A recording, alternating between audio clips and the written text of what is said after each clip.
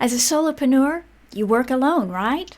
You wear all the hats, you take an assignment, you disappear into your bat cave, work your magic, and appear in daylight again with some amazing, life-changing work for your clients or your customers, right?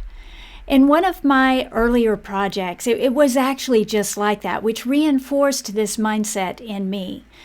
Here's the website, make it happen. And I actually loved that assignment, that project, but it was stressful because I didn't have feedback. I wasn't provided tools or strategy meetings, so it was like I was trying to read my client's mind.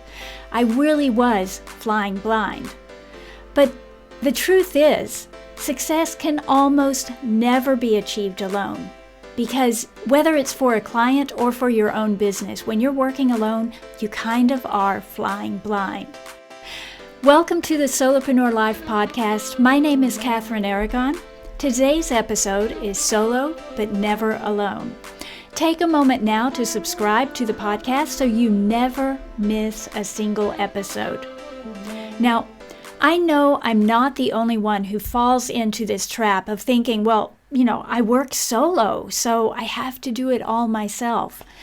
But the biggest success stories out there are of people who collaborated and partnered in order to do something bigger than they could have done alone.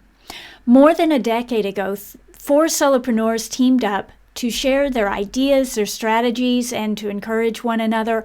More than likely, when they first got together, it was just kind of a realization that they were all struggling with the same problem.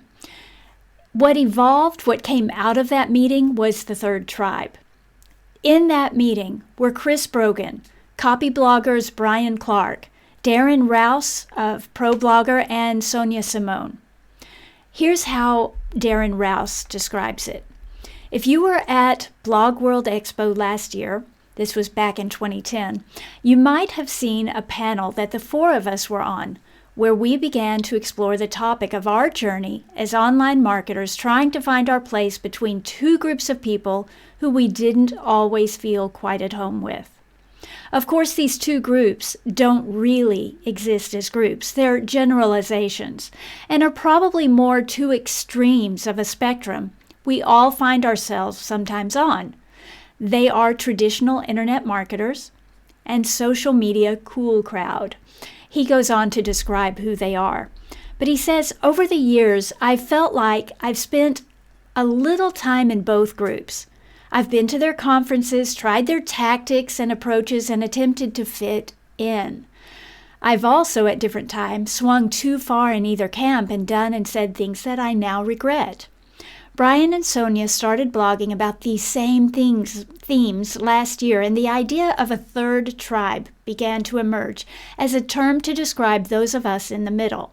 Chris Brogan joined the conversation, and then I jumped in, and we began to plan a panel for the blog world. Here's how this happens. Some people start talking about something. They mention something, and people in their community say, hey, yeah, I feel the same way.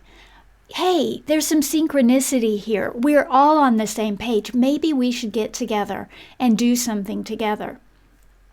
If at that time it had just been Copyblogger talking about this one theme, the third tribe may never have evolved. But instead, they realized it was a bigger issue because when they sat down and talked about it, several other entrepreneurs, solopreneurs, were in agreement. This is a struggle for me. This is an area where I also feel like I don't fit in. And so much of the time, so much of what we do as solopreneurs is that it's kind of a not fitting in. Isn't that why we go solo in the first place? Finding a job where we fit, where we feel like we are actually a part of the team, where we can contribute to our full capacity, it feels like so far-fetched, like it's not a reality. And then we come and we try to start this business, and the thing that we're passionate about, nobody else even cares about. Solopreneurs so often are kind of misfits. Batman in his cave, brooding over the loss of his family, wanting to solve crimes that nobody else cares about solving. We are Batmen, so to speak. We are misfits, but we have so much to offer. And often, if we will get together with people who are just like us, we'll realize we aren't actually misfits. We just are a third tribe, very much like this foursome discovered among themselves.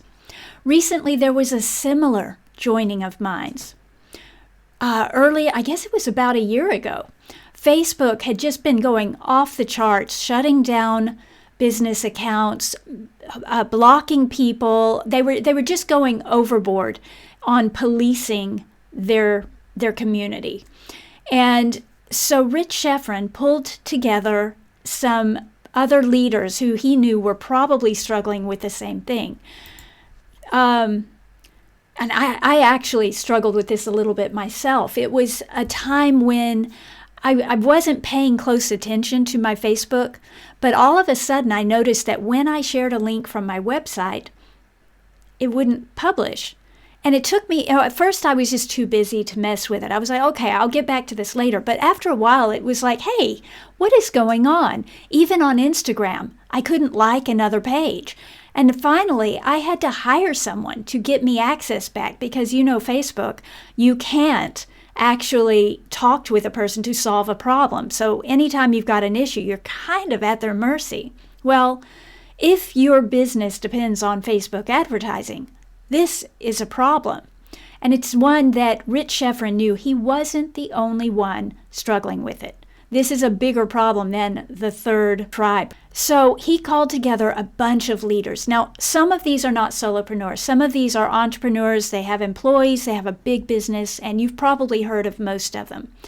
But they got together, and they started sharing their stories and sharing their ideas, and they came up with their own solutions. It was a meeting of the minds, a conclave, so to speak, of great minds coming together to solve a big problem that all of them faced. Now, so many times, again, we are solopreneurs. We have this mindset that we have to go it alone. And some of it is because we like going alone. We like running our own business, but we forget that sometimes the challenges we face are bigger than just us.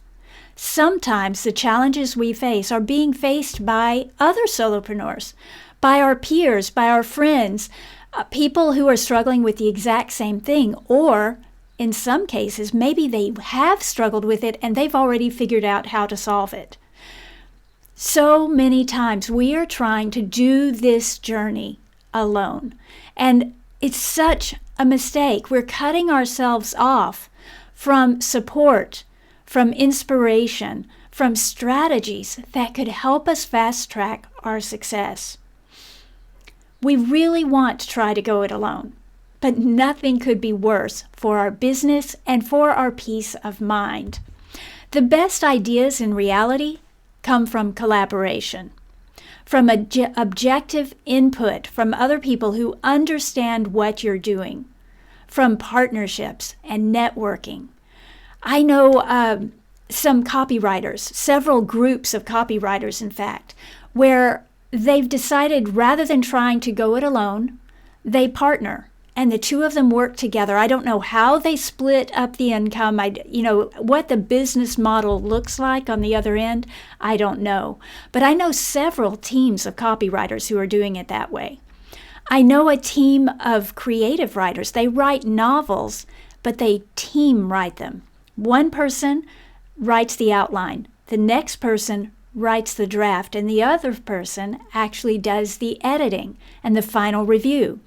One of the things that they've said about their partnership is that any one of them going it alone would struggle. It would take not just 3 times. It would probably take 5 times longer to write the book because they would have to switch hats so often. I would have to sit down and write my outline, and then I would have to go back, and now I'm less fresh because I know the material, but now I have to write the draft, and then I have to go back over it again a 3rd time. One of the things they wrote in a book about their process was the concept of reps. He was saying that because they can write books faster in collaboration, they actually have more reps. And their learning that they have gotten from completing so many books has been much greater than the learning they would have from completing fewer books alone. There is some magic that happens in collaboration with other great minds. And when you can find partners, people who are like you, who understand what you're doing, who understand the challenges you face, there's a lot of magic that can happen. So here is my word for you today. Don't try to go it alone. You work solo, sure, but you need to be around people who understand what you do, who are fighting the same battle, or maybe who have already slain the dragon and can tell you where to strike. If you're a solopreneur looking for a community of people just like you, visit solopreneurlife.com. There you're going to find your community, people who really do understand what you're doing. If you would like 3 days of total immersion, you are just in time. We are about to launch Solopreneur Live, live.com. And if you go there right now, you can save your seat and join us for the first ever Solopreneur Live conference.